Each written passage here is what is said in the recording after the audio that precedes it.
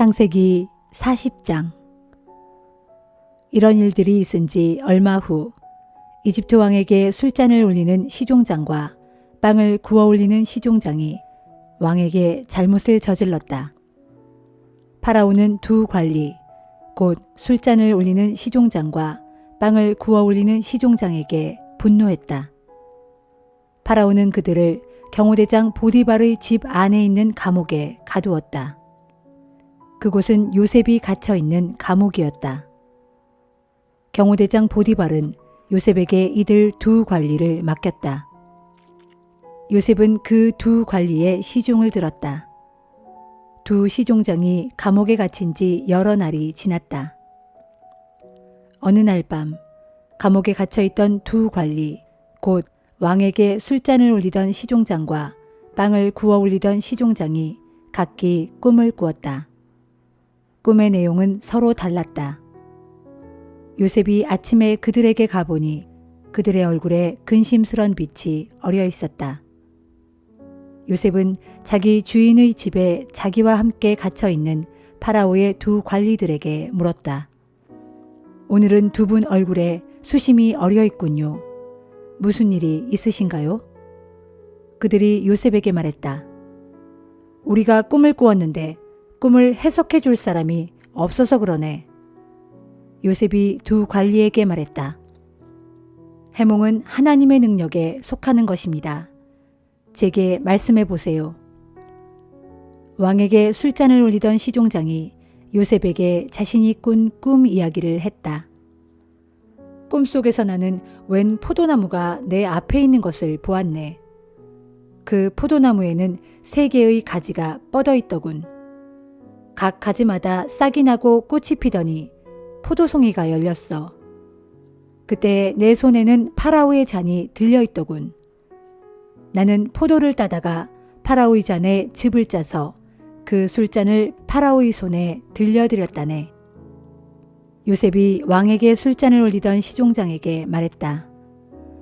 해몽은 이렇습니다. 3개의 가지는 사흘을 뜻합니다. 파라오는 앞으로 사흘 안에 어르신의 직위를 회복시켜 주실 것입니다. 어르신께서는 예전처럼 파라오에게 술잔을 올리는 일을 하시게 될 것입니다. 어르신, 일이 잘 풀려 나가시거든 저를 잊지 말아 주십시오. 파라오에게 제 사정을 말씀드려서 저를 이 감옥에서 나갈 수 있게 해주십시오. 이 몸은 히브리 사람들이 사는 땅에서 이곳까지 끌려왔습니다. 저는 이곳에 온 뒤로도 감옥에 갇힐 만한 죄는 지은 적이 없습니다. 왕에게 술잔을 올리던 시종장에게 매우 좋은 해몽이 나오자 이번에는 왕에게 빵을 구워 올리던 시종장이 자기가 꾼 꿈을 요셉에게 이야기했다. 나도 꿈을 꾸었네. 꿈속에서 내가 빵바구니 3개를 머리 위에 이고 있더군.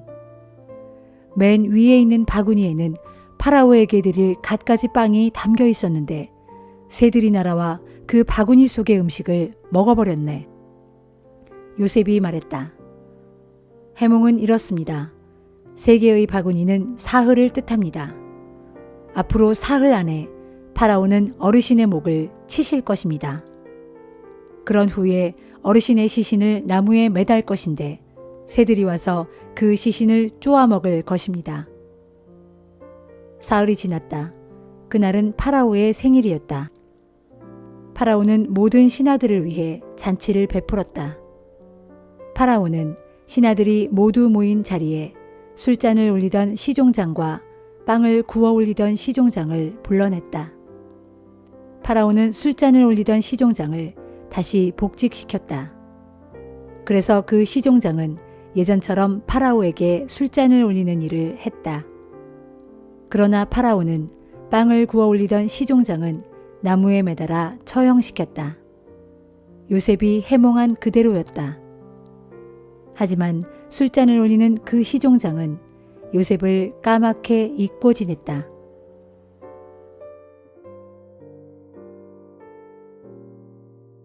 마가복음 10장.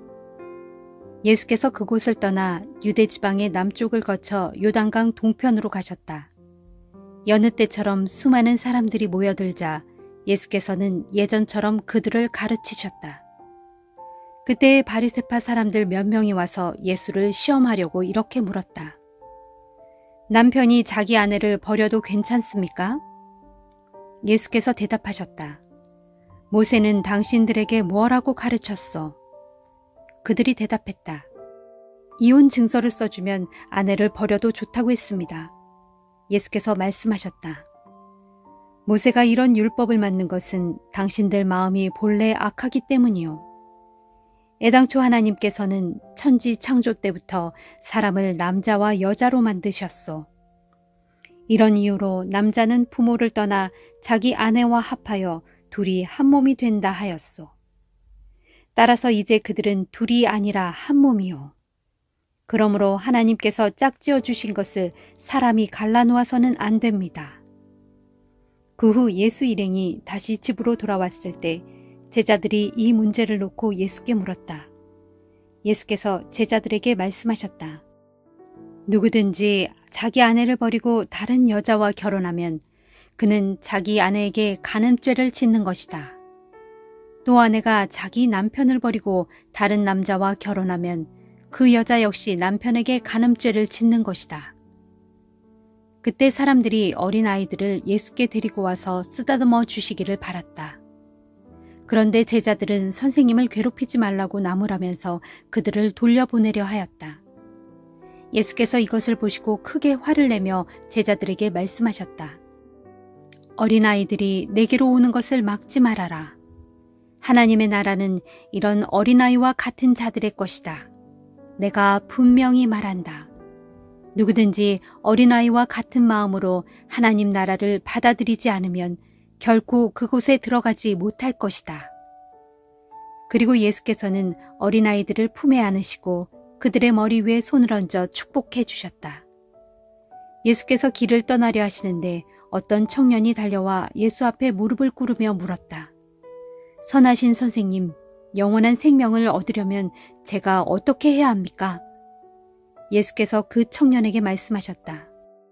어찌하여 나를 선하다고 하시오? 선하신 분은 오직 하나님 한 분뿐이요. 당신은 계명을 잘 알고 있지 않소? 하나님의 계명을 보면 살인하지 말라, 간음하지 말라, 도둑질하지 말라, 거짓 증언을 하지 말라, 속여 빼앗지 말라, 내 부모를 공경하라 하고 되어 있지 않소? 그 청년이 대답했다. 선생님, 저는 어릴 때부터 이 모든 계명들을 잘 지켜왔습니다. 그러자 예수께서 그 청년을 사랑스러운 눈으로 바라보시며 말씀하셨다. 그런데 당신에게 한 가지 부족한 것이 있어. 가서 당신이 가진 것을 다 팔아 가난한 사람들에게 나누어 주시오. 그리하면 하늘에서 보화를 얻게 될 것이요. 그런 다음에 다시 와서 나를 따르시오. 이 말씀을 듣자 그 청년은 침통한 표정을 짓더니 슬퍼하며 예수를 떠나갔다. 그 청년은 많은 재물을 가진 큰 부자였기 때문이었다. 예수께서 제자들을 둘러보시며 말씀하셨다. 부자가 하나님의 나라에 들어가기란 참으로 어려운 일이다.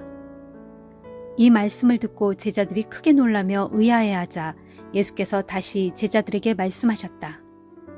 얘들아, 하나님의 나라에 들어가기가 얼마나 어려운지 모른다. 부자가 하나님의 나라에 들어가는 것보다 차라리 낙타가 바늘귀로 빠져나가는 것이 더 쉽다. 제자들은 더욱 놀라며 의아해했다. 그러면 선생님, 이 세상에서 구원받을 사람이 도대체 누가 있겠습니까? 예수께서 제자들을 유심히 바라보시다가 말씀하셨다. 사람의 힘으로는 절대 불가능하다. 그러나 하나님으로서는 모든 것이 가능하다.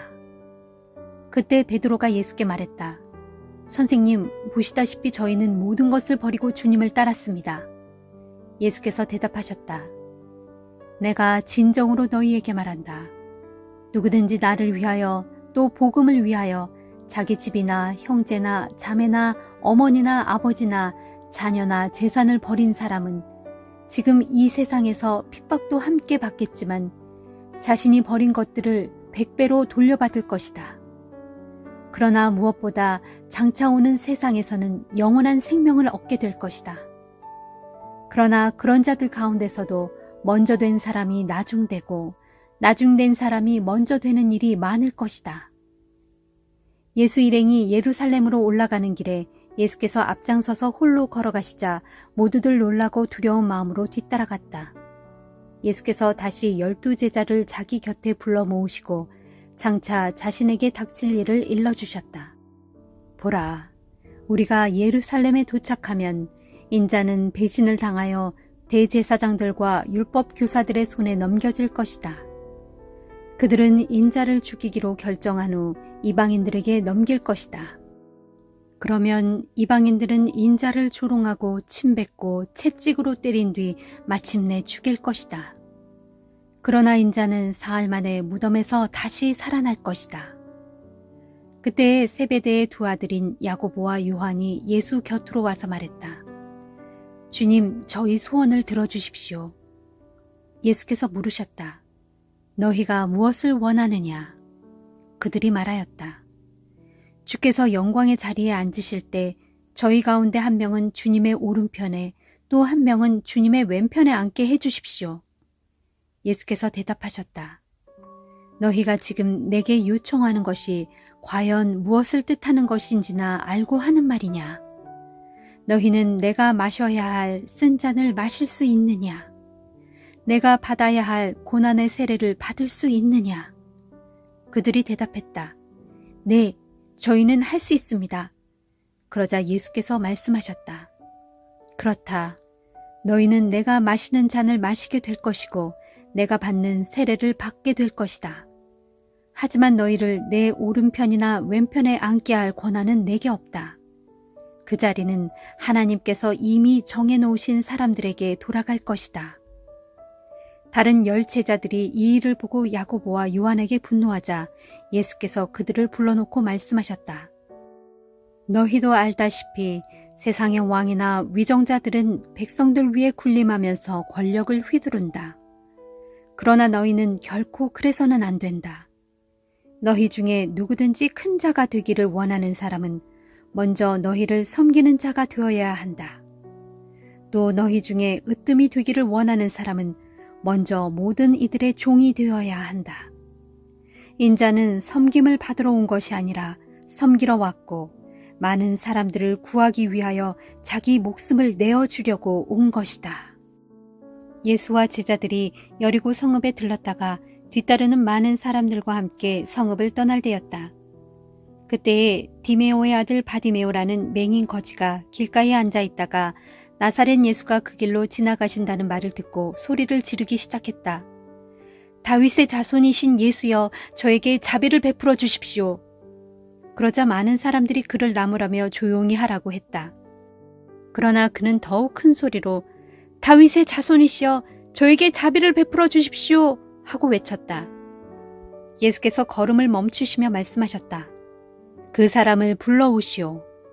사람들이 그 맹인에게 가서 일러주었다. 기운을 내어 자리에서 일어나라. 그분이 당신을 부르신다. 그러자 그 맹인은 겉옷을 벗어던지고 벌떡 일어나 예수께로 왔다. 예수께서 물으셨다. 내가 당신에게 무엇을 해주기를 바라오? 맹인이 대답했다. 선생님, 눈을 뜨고 싶습니다. 예수께서 말씀하셨다. 이제 가시오. 당신의 믿음이 당신을 낫게 하였소. 그러자 그 즉시 맹인은 눈을 떠 보게 되었다. 그리고 예수를 따라 나섰다.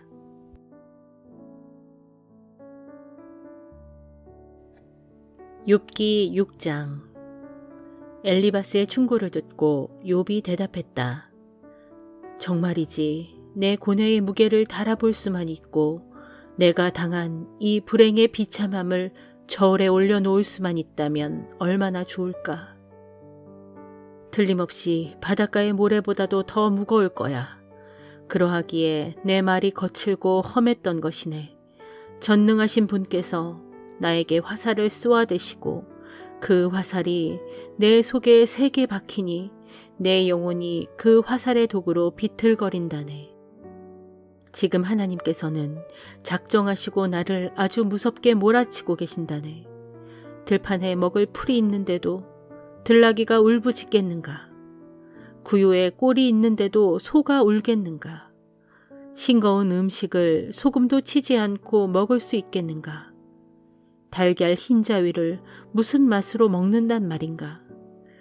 나는 그런 음식을 거들떠 보지도 않고 입에 대지도 않을 걸세. 그런 음식은 생각만 해도 속이 메스꺼워지기 때문이네. 내가 하나님께 드릴 요청이 있는데 하나님께서 나의 그 요청을 용납하고 들어주시기를 간절히 바란다네. 그것은 하나님께서 나를 선뜻 죽여 없애주시는 것, 곧 그분께서 손을 들어 나를 얼른 깨뜨려 주시는 것이라네. 그렇게 해주신다면 그것이 나에게 진정 위로가 되고 이토록 무자비한 고통 중에서라도 내게 큰 기쁨이 될 텐데, 그 까닭은 내가 정말이지 거룩한 그분의 말씀을 거역하지 않았기 때문일세. 아, 내게 무슨 기력이 더 남아있어 내가 소망을 품고 살아야 한단 말인가? 내게 무슨 전망이 있어 내가 더 참고 견뎌야 한단 말인가? 나에게 무슨 바위 같은 힘이라도 있던가? 내 살덩이가 무슨 노쇠라도 된단 말인가? 아, 이제는 내게 정말 아무런 힘도 없고 도움을 청할 때라곤 세상 어디에도 없구나. 비록 내가 전능하신 분에 대한 경외감을 조금 잃었다고 할지라도 절망에 빠진 피곤한 사람에게는 친구의 따뜻한 동정심이 절실히 필요한 법인데, 어찌하여 내 친구들은 물이 조금 흐르다가 바싹 마르고 또 바싹 말랐다가 너무 많이 흘러 범람하는 개울처럼 도대체가 미덥지를 못하구나. 얼음이 녹으면 물살이 제법 거세지고 눈이 녹으면 졸졸거리며 흐르다가도 날이 더워지면 쉬이 말라버리고 떼약볕이 내리쬐면 아예 자취조차 없어지고 마는 그런 개울. 물이 줄기를 따라 힘차게 굽이쳐 흐르다가도 물길에서 벗어나 메마른 곳에 이르면 이내 끊어지고 마는 그런 개울과도 같구나. 멀리서 그런 개울을 보고 대마의 대상들이 물을 얻기 위해 달려오고 스바의 상인들도 희망을 갖고 물을 찾아왔건만 막상 개울에 이르고 보니 물 한 방울조차 얻을 수 없고 오직 얻을 것이라곤 낙담밖에 없구나. 그러니 물을 기대했던 그 마음이 도리어 부끄러울 뿐이구나. 지금 자네들이 내게 이런 개울과 무엇이 다른가? 내 처참한 몰골을 보니 덜컥 겁이라도 난단 말인가? 내가 언제 자네들에게 무엇을 좀 달라고 부탁한 적이 있던가? 내가 언제 자네들의 재산에서 얼마를 떼어달라고 요구한 적이 있던가? 아니면 내가 자네들에게 내 원수들의 소나기에서 나를 구해달라고 했거나 또는 무례한 압제자의 소나기에서 나를 건져달라고 말한 적이 있던가? 내가 잠자코 들을 테니 어디 내가 알아들을 수 있게 나를 가르쳐 보게나. 내게서 무엇이 잘못되었고 내가 언제 그릇된 짓을 했는지 나에게 말 좀 해주게나. 올곧은 말은 언제나 힘이 있는 법. 하지만 자네들이 내게 말하고자 하는 것은 도대체 무엇이란 말인가? 자네들은 내 말꼬리나 붙잡고 늘어질 셈인가? 만신창이가 된 이 몸의 말은 스쳐 지나가는 바람 소리로밖엔 생각지 않는군. 여차하면 자네들은 고아를 놓고도 제비 뽑기를 하고 궁하면 친구조차도 팔아먹을 사람들이로군. 그러니 이제 자네들은 조용히 하고 내 얼굴을 똑똑히 쳐다보게나. 설마 내가 자네들의 면전에서 거짓말을 하겠는가? 제발 부탁하건대 잘 살펴보고 내게 불의한 말을 하지 않도록 하게나. 나에게는 아무 잘못도 없으니 나의 의를 의심치 말고 제발 다시 생각해 주게나. 언제 내 혀가 거짓을 내뱉은 적이 있었던가? 언제 내 입이 악한 것을 분별치 못한 적이 있었던가?